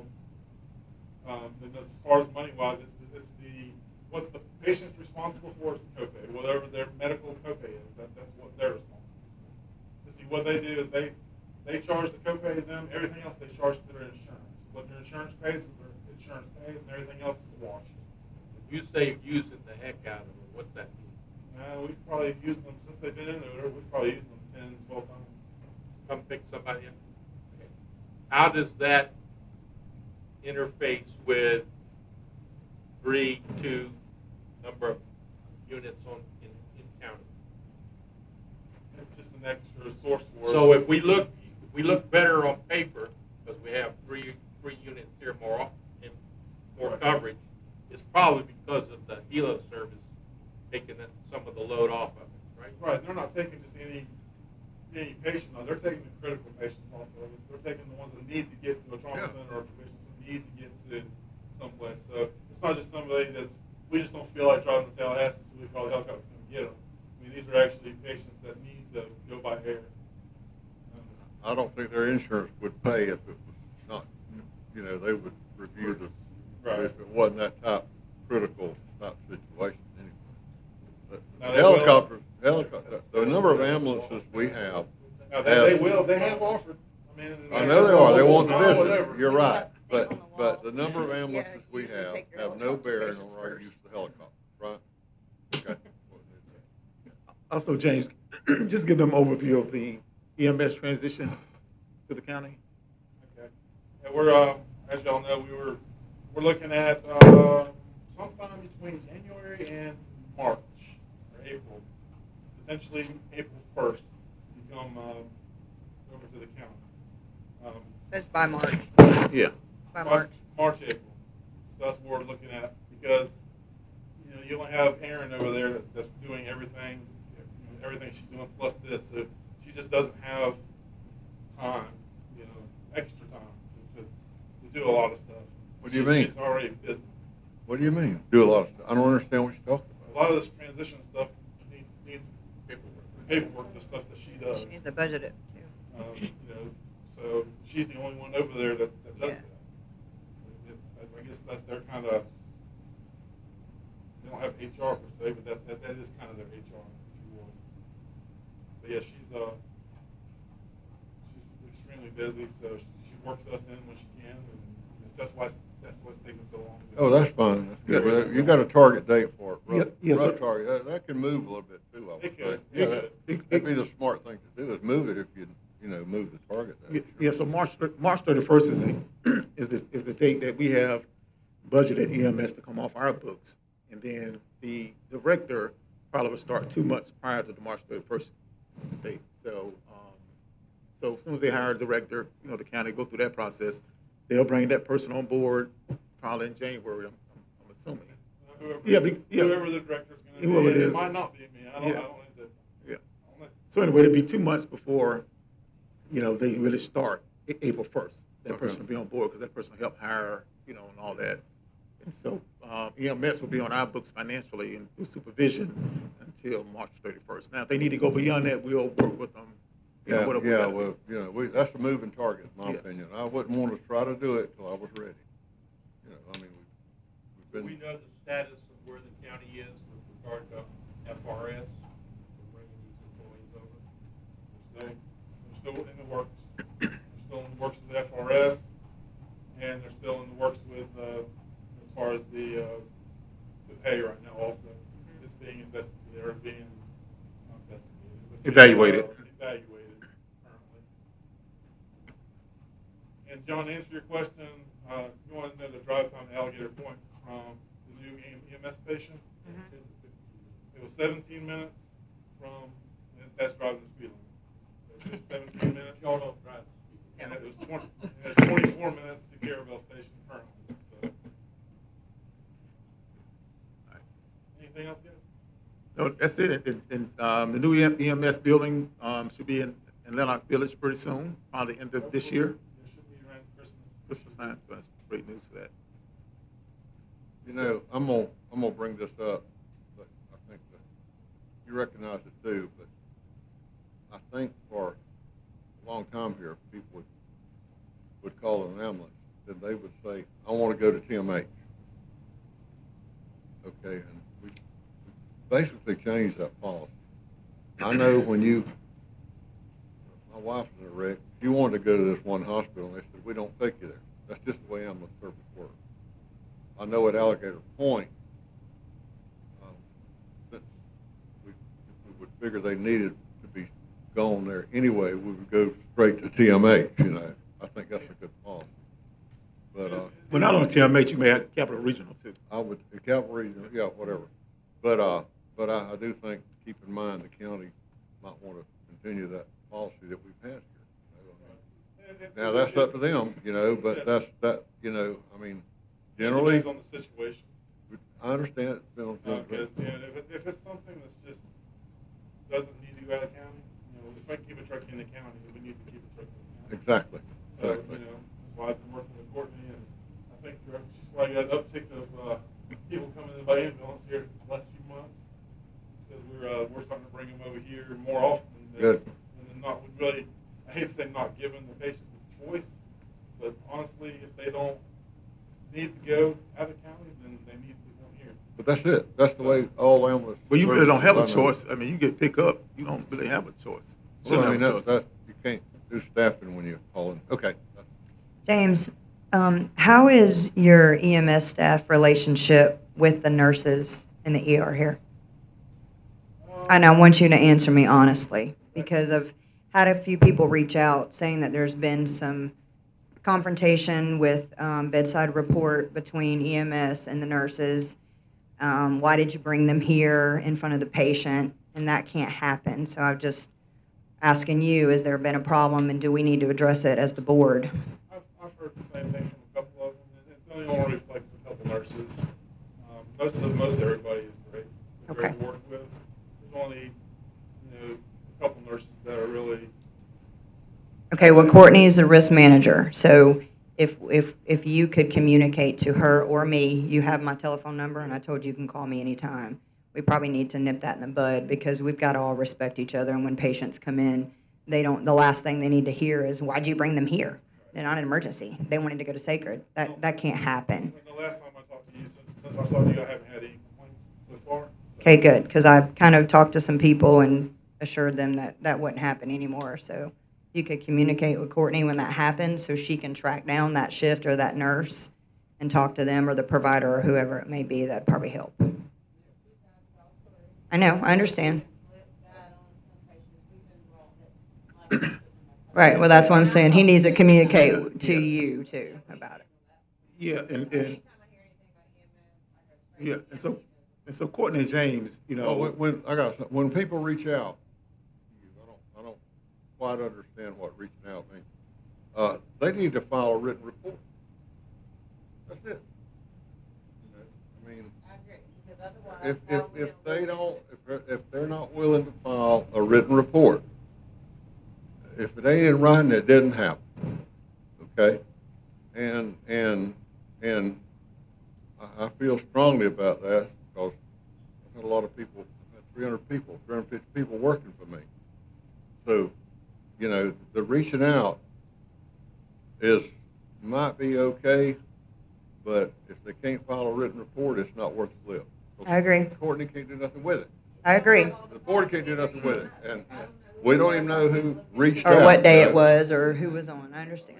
Reaching out Right. is one of them terms that I'm a little older, so Yeah. file a report. You're a professional, file a report. Nurse got a problem, sit down and write a report. Ambulance but- person, emergency staff. I agree. Yeah, file a but report. but anyway, Simple as that. if That's it. I'm really not going to entertain much. yeah, but I'm gonna Somebody say don't follow I'm the gonna say this report. as a CEO right now. And there are going to If, be differences of opinion. yeah, Okay? if- Just keep it away from the patient. Yeah, if an EMS person got an issue, go to James. Nurse got an issue, talk to Courtney. James and Courtney get together. They talk to each other all the time. You know what I mean? So we should be able to take care of all of that kind of stuff. Either way, you know what I mean? That's just something because I know they do talk, and so that's my philosophy, and I can kind of like reinforce that as an organization. Really, and that's how you just nip that in the bud, just like that. And my nurses do write reports sometimes, but what I tell them generally is, once that patient Mhm. They're ours. They're ours, we take care of them, no questions asked. Right. They're now our property. I agree. But they have written incident reports, but as James stated, I haven't received any complaints or any incident reports from my nurses regarding any situations in some time. I've had more problems with TMH here recently. I believe that. Yeah, I but- believe that. Yeah, but, Let's move on. We yeah, can we'll bog take, down with yeah, that. yeah, we'll take a break, but going forward, like I say, any department, I require the managers to talk to each other, Mhm. you know what I mean, to address it, so we can, take care of it, for customer care services. That's the bottom line, and we'll make sure we follow back up with that, with our managers too. Well, the other bottom line is that if we have repeat offenders that are doing that, they need to be called out on it. I agree. Because that is not I agree. customer service, and that just perpetuates the negative stereotype that this hospital has developed in the community, and we don't want that to No, continue. it starts with your clinical culture. I agree, Bill, you can't do anything without a written report. What you gonna do? That's it. Yeah, but I don't know what you can do unless in your meeting. But we'll deal with that, Do all you can to make sure everybody. we have managers here and directors, you know what I mean, we have monthly meetings, we'll deal with that, and we're not that big that we don't talk to each other, so we can find out and get that, but. You wanna take a break? James, go ahead. Anybody else? Good thing to bring up there. Thank you. We're gonna take a break, y'all. Take about a 5-minute break.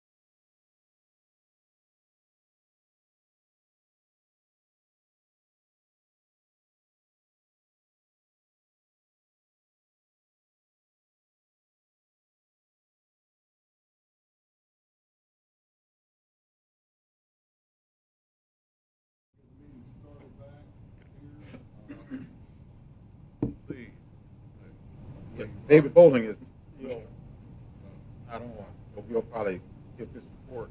Yeah, we might not, we'll see, use that grand opening there, and nothing to do about that. Okay, David.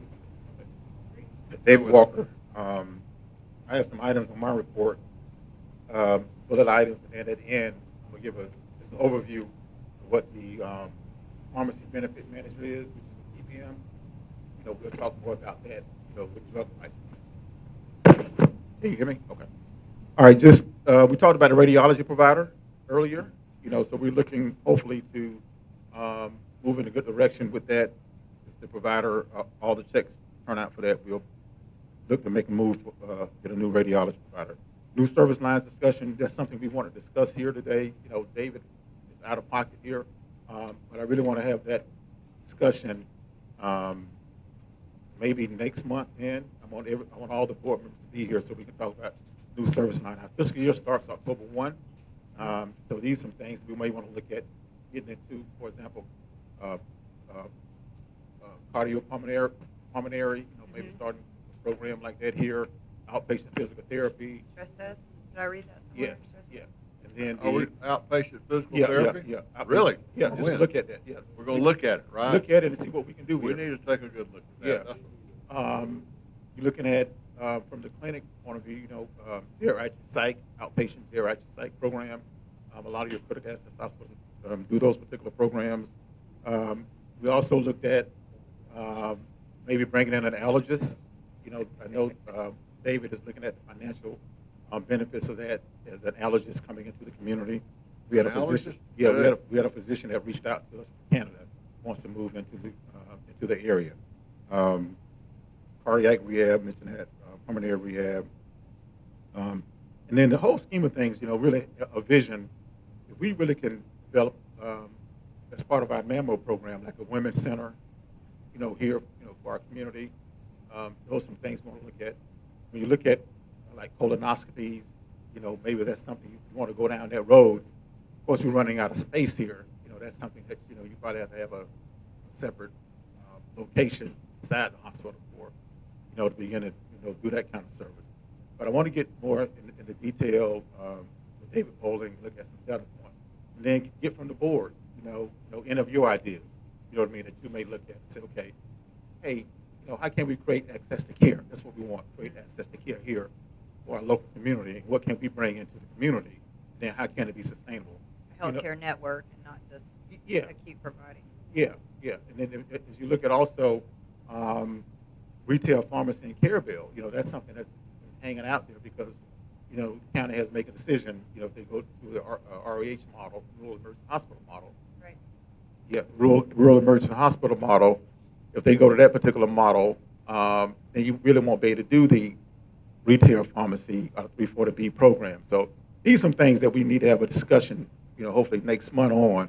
And I want the board as well, if you have any, as we have these ideas, we can begin to put it to paper and say, okay, these are some things we need to probably plan to hit, during the next fiscal year.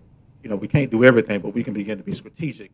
Some things we can do, some things we can implement, like a low-hanging fruit item, things that we can probably push and create that access to care here for our community members. David, Hmm? from my experience, as far as outpatient rehab, the insurance companies now are just anything you have with your back, neck, arm, they're about requiring you to do an outpatient to physical therapy. Hello, can you hear me now? Yes, sir. From my experience and friends' experience, if you have just about anything happens with your back, neck, arm, knee, the insurance companies are just about requiring the doctor to send you to rehab therapy before they will approve it to be operated on. And even if you and the doctor and everybody knows it's no good. And I guess Waukegan County would be the closest to go, or maybe Port St. Joe. Port St. Joe, So- yeah, Crawfordville and Port St. Joe. But a lot of people I believe that would be look at the numbers on that, you would see that it's that it would really help. And there's no timeline when the county's gonna decide between rural hospital and, I mean, you heard any? No, I timeline hadn't on heard that? anything Ain't yet, heard but I know they anything. probably want to get, as they finish with the EMS, transition, then I'm sure they'll probably focus back on the hospital, stuff Okay, there. I got you. Yeah, and also, whatever we do, we want to make sure that we create that access to care. So all the things that we do want to make sure we Well, create that. a pharmacy in Carabel would be a They great need it thing. so bad. They yeah. really do. I mean, that's something to me that you got a whole area right there with no pharmacy. I mean, Yeah. that's something that would, talk about helping people. That would help them. That'd help their pocketbook. That'd help them probably get their medicine instead of not getting it. A lot Yeah. earlier. So I hope the county moves on with that. I have a question, if you don't mind. Now, what is the holdup on the pharmacy in Carabel? I know it's a dumb question, but. Yeah, the only thing with us, we're going to do a retail pharmacy in the Carabel area.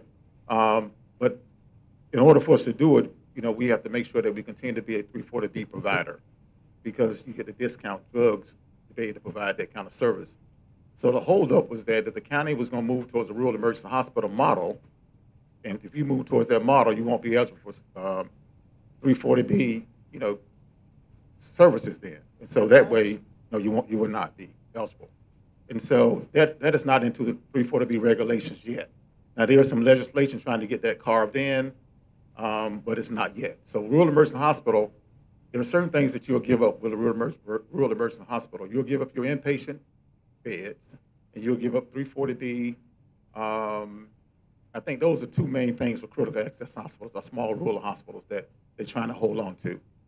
And so if you start a pharmacy, and if you cannot tap into your 340B program with the discounted medications, you won't make it financially. Has that been explained to the Franklin County? Yeah, I mean, I know I've said it many times at The a meeting. longer we wait for a decision out of Washington on whether a program like that's going to apply, the longer we're delaying the process of putting in a pharmacy.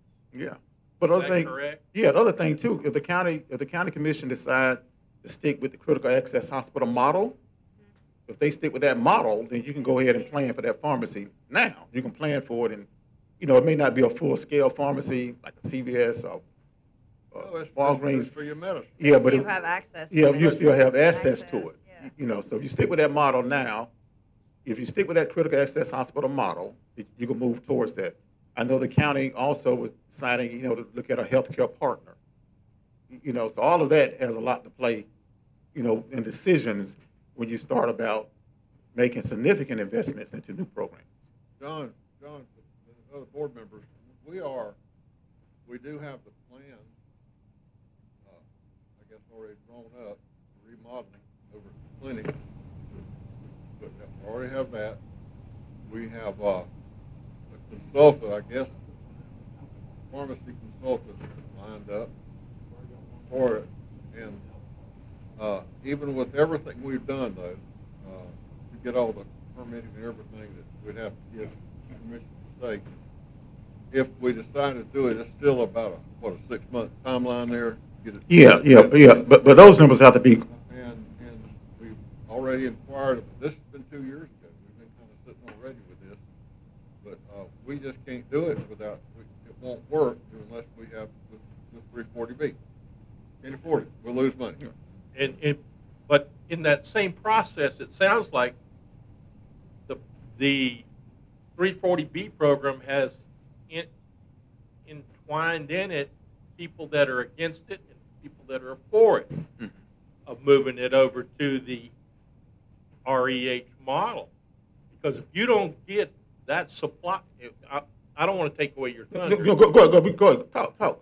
I just jump in there. If you don't get that middleman that's setting the pricing to say that they want to lobby enough to get into that program of REH, you're still sitting back over here, and you're not making a decision with the critical access to be able to build that or push the pharmacy forward. It's that, if I've understood David correctly so far, there is a holdup right in right at the top that's very powerful. And we may not see that for years. Yeah, and let me just Right. jump in this, as we're talking about pharmacy, because I was going to talk about, the pharmacy system, because there are some questions surrounds, the high cost of medication. Why we're paying for medication here, for example, blood pressure medicine may be $50 here, and Canada may be $3. Why is that? What you have in the whole pharmacy system, you have what they call pharmacy benefit managers. Now, I'm not an expert. I'm just going to give you my high level thought, and we'll bring some 340B pharmacy experts next month here.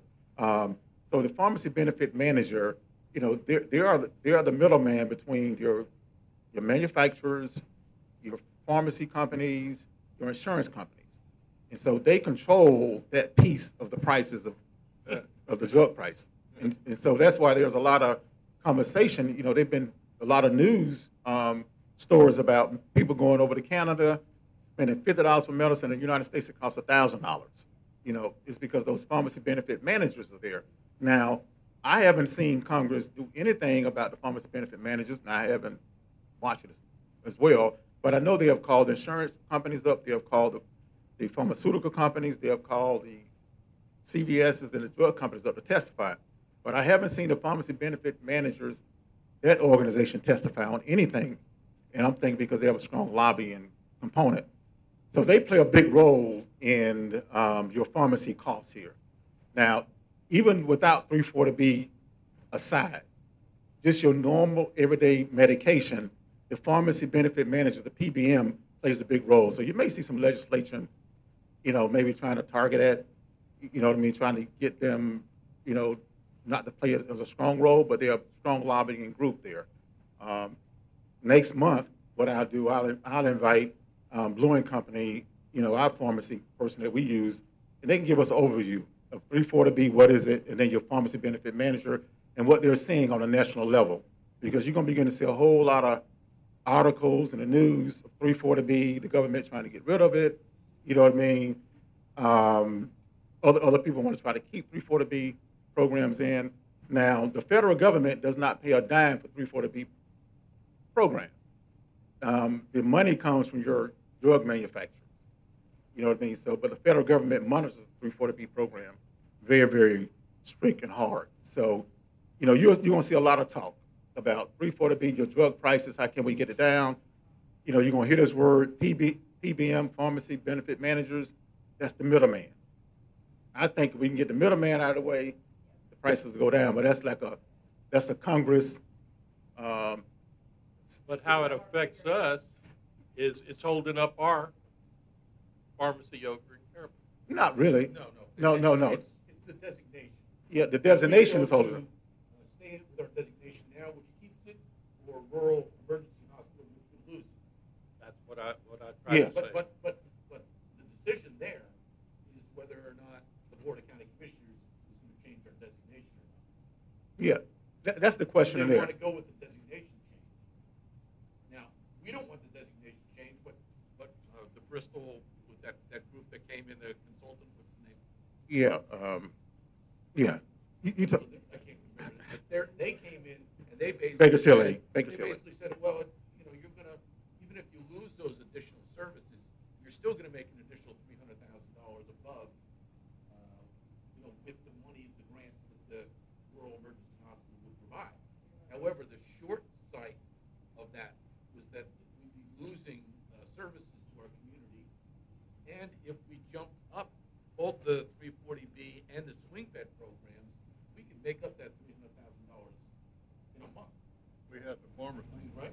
Yeah, we had the pharmacy and we had The pharmacy. and had Pharmacy. swing bed, more swing beds. So I think it's a short-sighted decision to take the money over the services. And I do too. and here's what I think is going to happen.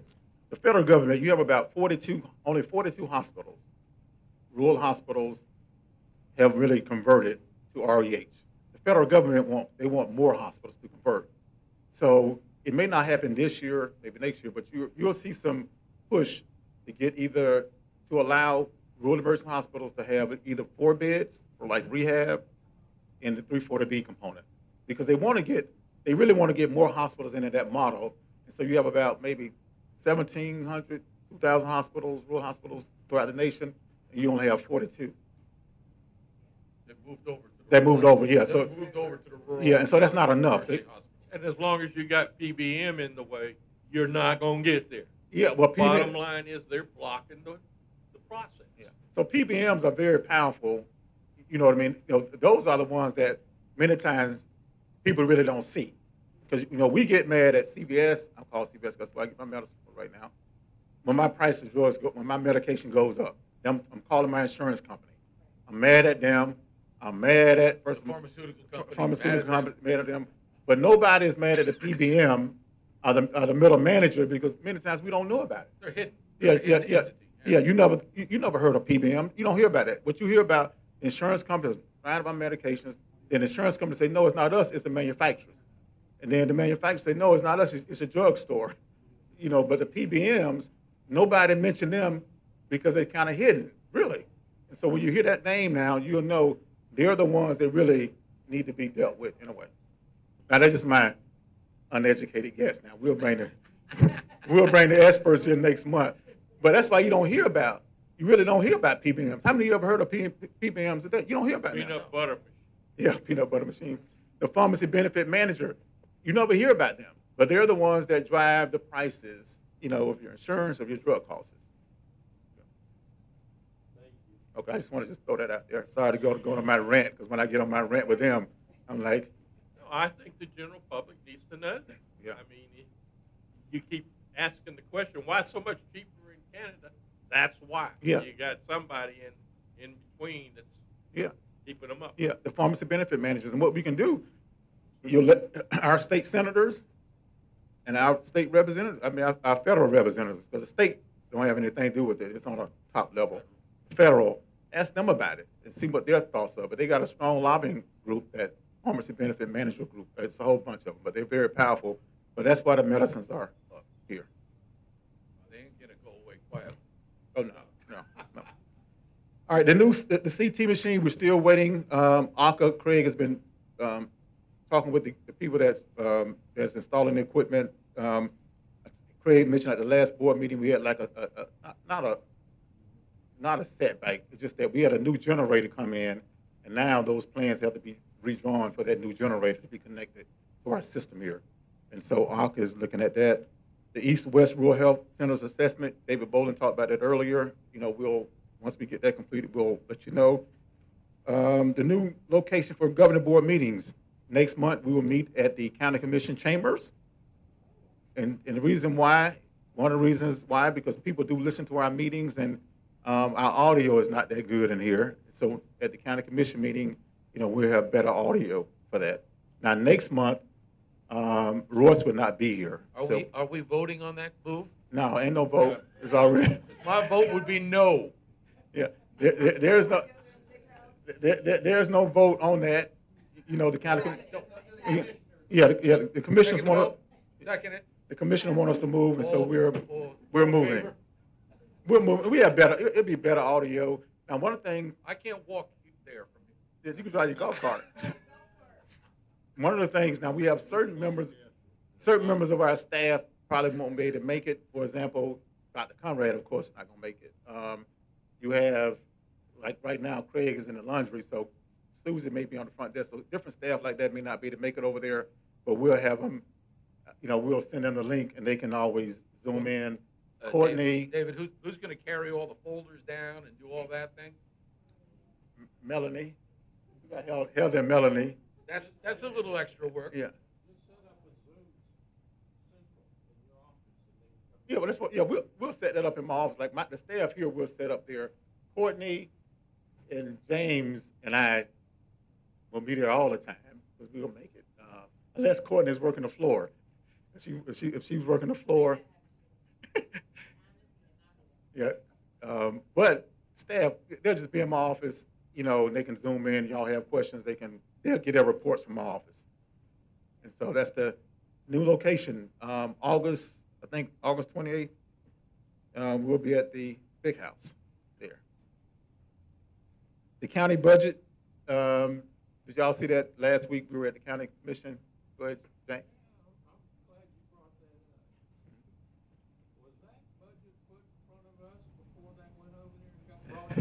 No, that was not put in front of you all because we had to get it in. Our meeting was today. So that was the county budget that we put together for the hospital preliminary and EMS.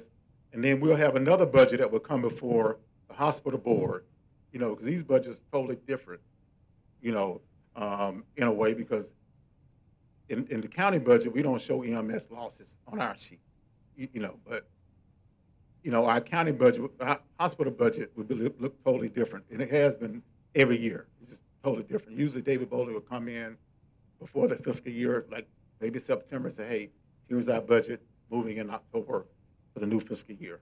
And so you all have a chance to look at that budget with David Bowling.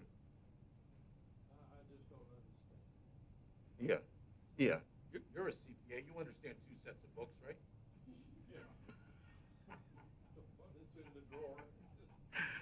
So that, I mean, it's customary, it's been like that, you know, because. I mean, what I don't understand for the benefit of the board is we know when the fiscal year is for the hospital, and why can't that budget be prepared for that fiscal year and approved as opposed to having two separate starting points?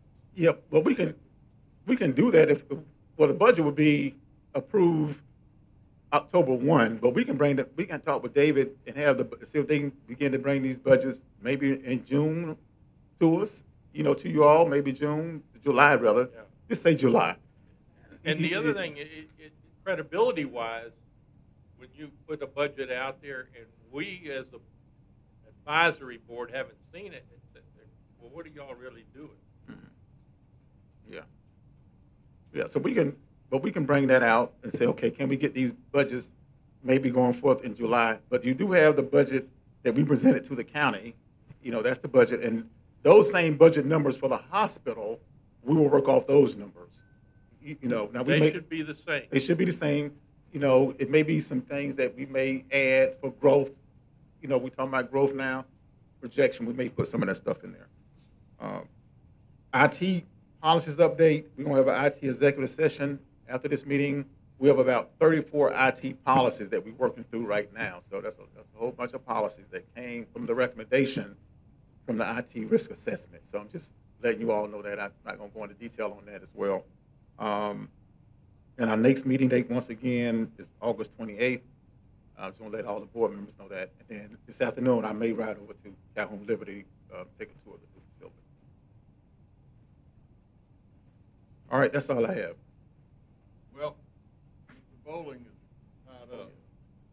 So I don't think we're gonna be able to get him. He's right in the middle of that, grand opening up there, and I understand that.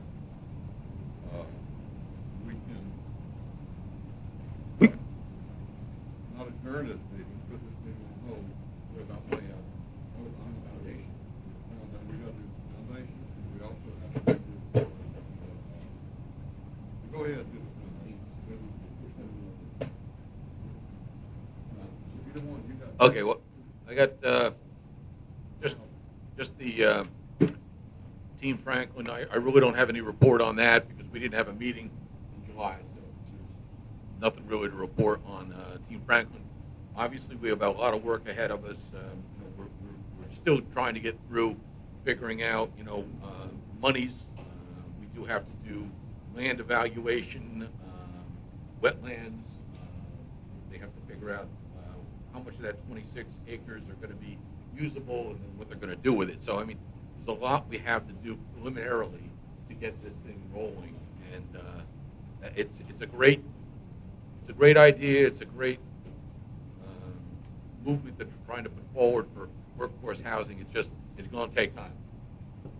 We've got everybody in place, which is great. We've got mayors of Caravelle, we've got city commissioners, county commissioners. So we have a good group of governmental representation that's there, so that's going to work in Congress with each other. So I think that's positive, and we'll see what happens.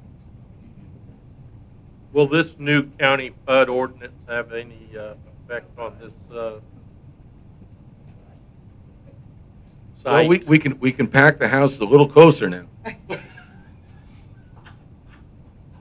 Maybe we can build that 5-story building now.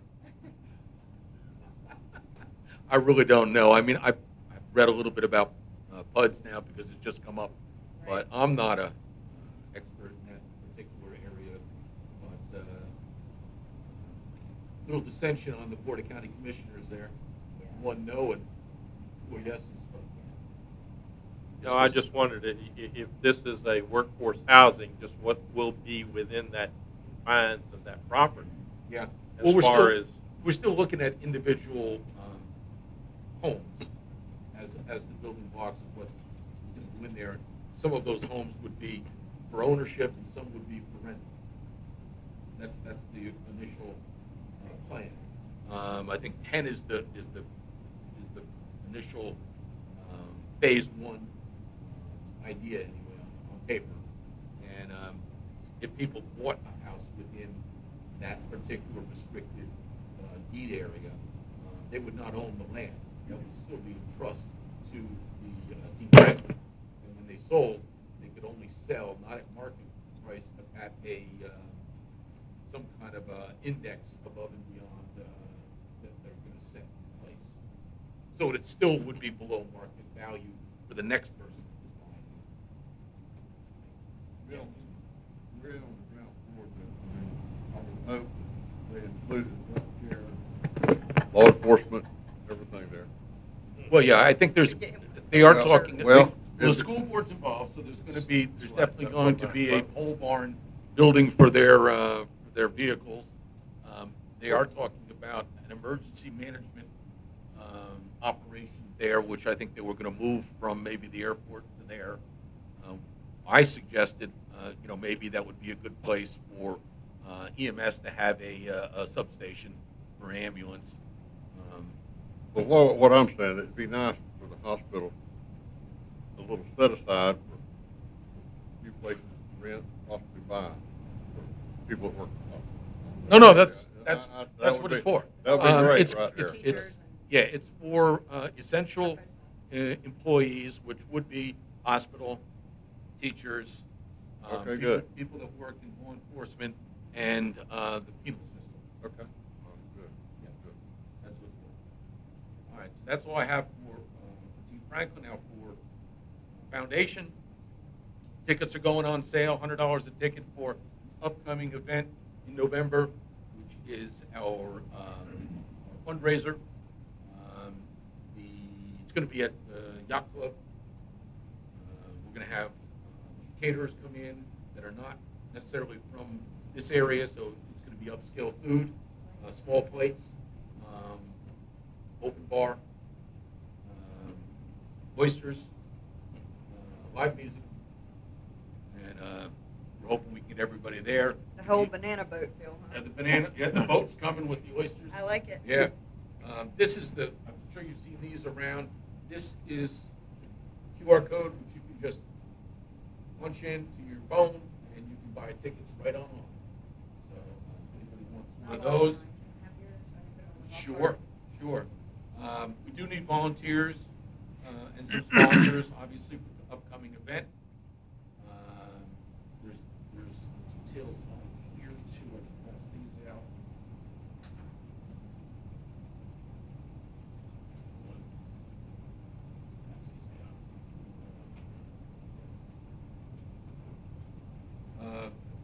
So again, this kind of walks you through what we're looking at. We are looking at doing a live auction and one online for some high-valued items. We're not trying to do physical items as much as we are trying to do experiences. Like, for Gibson to donate weekend vacation supplies? yes, through Sands? exactly, or a fishing trip, or that kind of thing, experiences. I think we're also going to bring back the company that we used last time, which does the overseas trips, things like that. That was very popular. So we'll get at those kind of things rather than individual items. That's what we're doing. Part of the work we're trying to put everything together. As it gets closer, obviously, it's going to become more important to step up. I hope the board will help us out. Yeah, you need to probably go and buy your ticket. I bought mine the other day, real easy to do. I actually did all that. On the QR, yeah. You are, yeah. Do that very much. But, yeah, I'd encourage the board members. We need to support this. They're working hard. I guess I'll volunteer. Cleanup won't be so bad because we don't have to move all those chairs. That's why I'm volunteering. We moved 5,000 chairs. Oh, And they they grew. That was a lot. They multiplied, so, you know. Yeah, the annex was tough because all those chairs have to come out and then we go back. So that's a big thing. We won't have to do that at the yacht club. Duffy, let me just say this. Next month, Roy.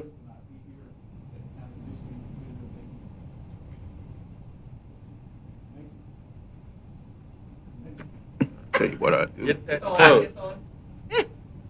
Just get up close.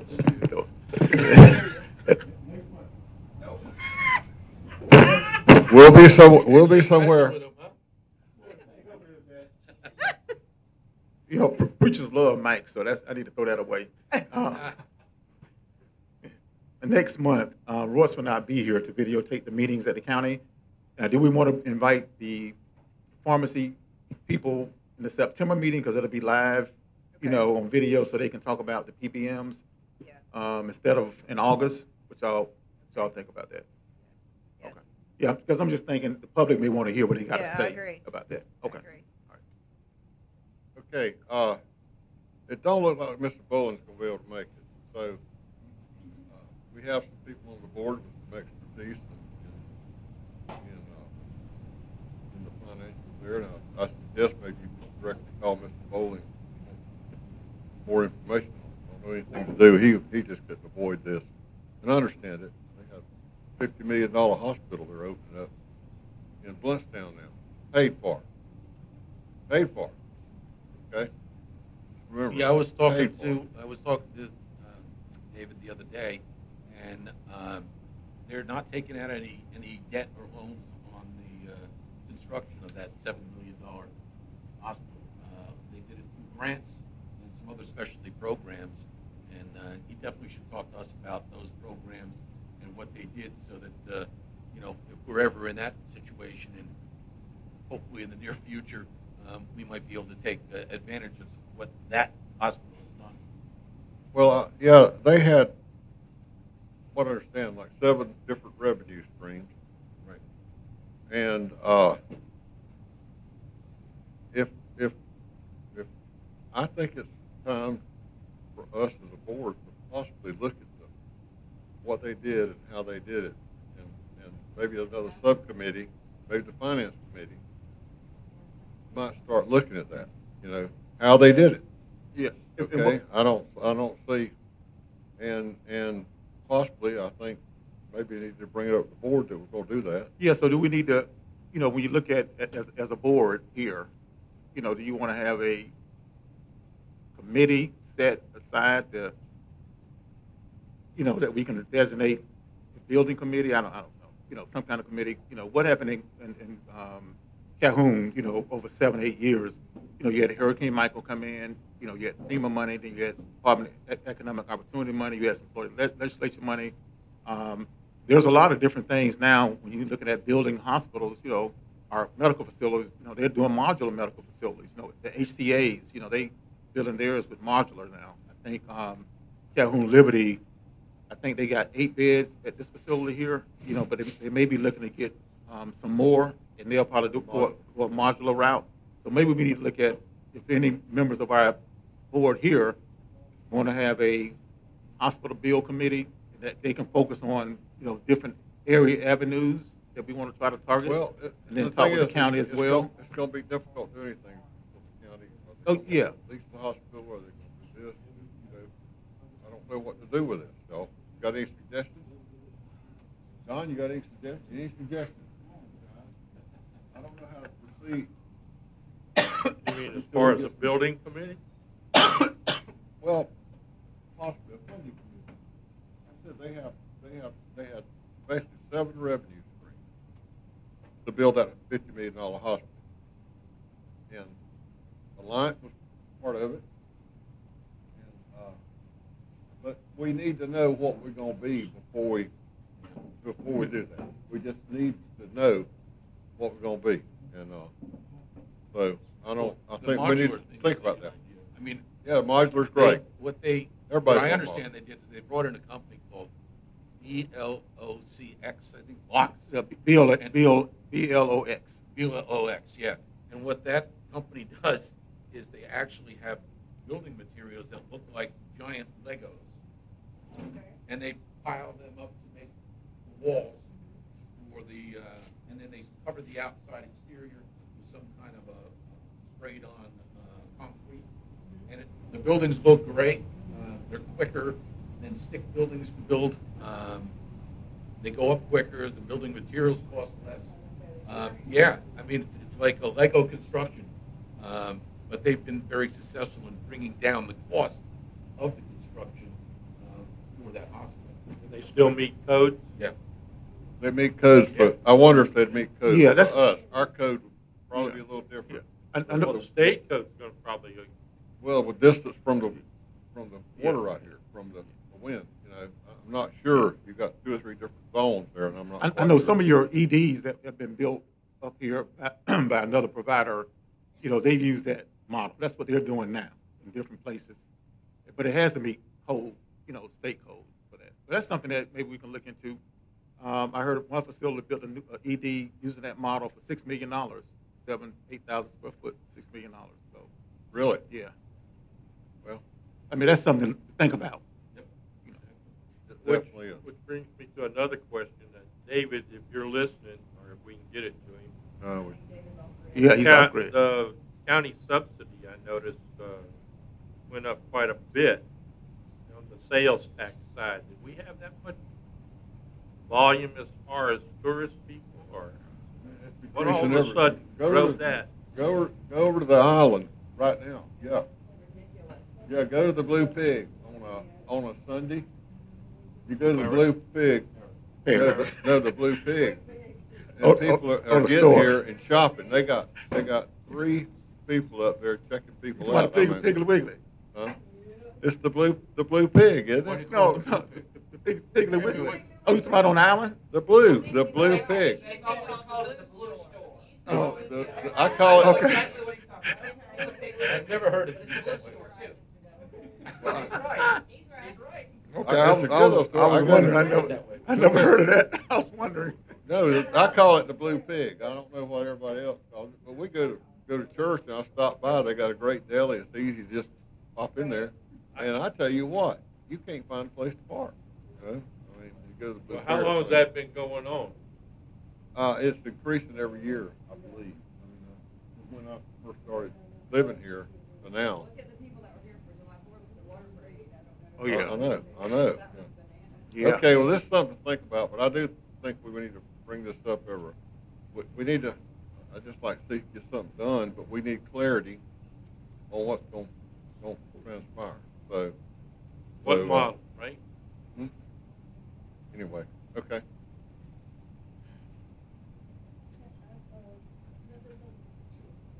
Okay, let's see here.